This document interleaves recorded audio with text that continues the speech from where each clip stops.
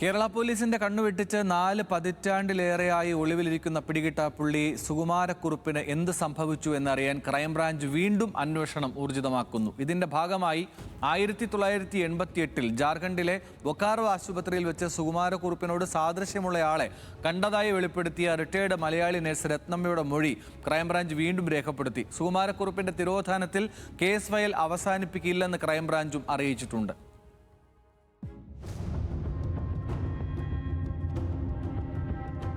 നാൽപ്പത്തിരണ്ട് വർഷം മുൻപാണ് കേരളത്തെ നടുക്കിയ ചാക്കോ വധക്കേസ് അരങ്ങേറുന്നത്.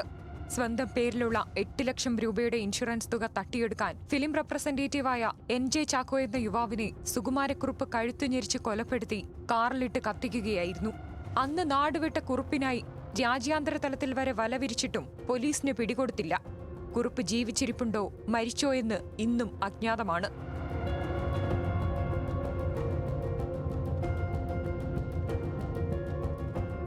എന്നാൽ ഈ കേസ് ഫയലുകൾ വീണ്ടും തുറന്ന് ക്രൈംബ്രാഞ്ച് പരിശോധിച്ചതിന് തൊട്ടു പിന്നാലെയാണ് കുറുപ്പിനെ 1988 ജാർഖണ്ഡിലെ ബൊക്കാറോ സ്റ്റീൽ പ്ലാന്റ് ആശുപത്രിയിൽ വെച്ച് കണ്ടുവെന്ന വെളിപ്പെടുത്തലുമായി ഹരിപ്പാട് കാർത്തികപ്പള്ളി സ്വദേശിയായ റിട്ടയർഡ് നഴ്സ് രത്നമ്മ ശിവരാജൻ രംഗത്തെത്തിയത്.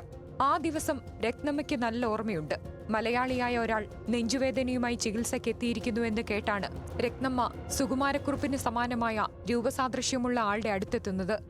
1988 ജാർഖണ്ഡിലെ ബൊക്കാറോ സ്റ്റീൽ പ്ലാന്റ് ആശുപത്രിയിൽ നഴ്സിംഗ് വിദ്യാർത്ഥിയായിരുന്നു രത്നമ്മ. സുകുമാരക്കുറുപ്പെന്ന് സംശയിക്കുന്നയാൾ ആശുപത്രിയിൽ എത്തിയത് ജോഷി എന്ന പേരിലായിരുന്നു. ചെറിയനാട് സ്വദേശിയാണ് താനെന്ന് വെളിപ്പെടുത്തിയതോടെ വാർഡിൽ നിന്ന് സുകുമാരക്കുറുപ്പിനെ കാണാതായെന്നും രത്നമ്മ പറയുന്നു. അദ്ദേഹം പറഞ്ഞ കാര്യങ്ങൾ വെച്ച് ആസ് എ പേഷ്യൻ്റ് പറയുമല്ലോ, ഇന്ന കാര്യങ്ങളുണ്ടെന്ന്. ഇപ്പം ഭാര്യ നേഴ്സാണ്, എത്ര ഭാഷ അറിയാം, മലയാളം എല്ലാം അറിയാമെന്നുള്ള ആ രീതിയിൽ ഡിസ്കഷൻ നടക്കുകയും ഞങ്ങൾ ഹോസ്റ്റലിൽ നിന്ന് ഞാൻ പോയി നോക്കിയതാണ്. അന്ന് തന്നെ രത്നമ്മ കേരള പോലീസിന് കത്തയച്ചിരുന്നു. ഇതിനെ തുടർന്ന് അന്ന് കേരള പോലീസ് സംഘം ബൊക്കാറോ ആശുപത്രിയിലെത്തി വിവരങ്ങൾ ശേഖരിച്ചിരുന്നു.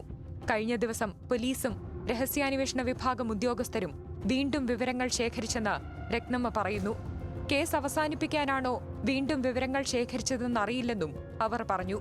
നഴ്സിംഗ് ജോലിയിൽ നിന്ന് വിരമിച്ച ശേഷം രത്നമ്മ ഇപ്പോൾ കുടുംബത്തോടൊപ്പം നാട്ടിലുണ്ട്.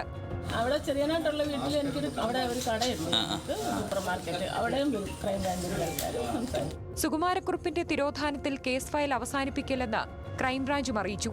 കൂടുതൽ വിവരങ്ങൾ ലഭിച്ച ശേഷം മാത്രമായിരിക്കും പ്രത്യേക സംഘം രൂപീകരിക്കുന്നതിൽ തീരുമാനമുണ്ടാവുക.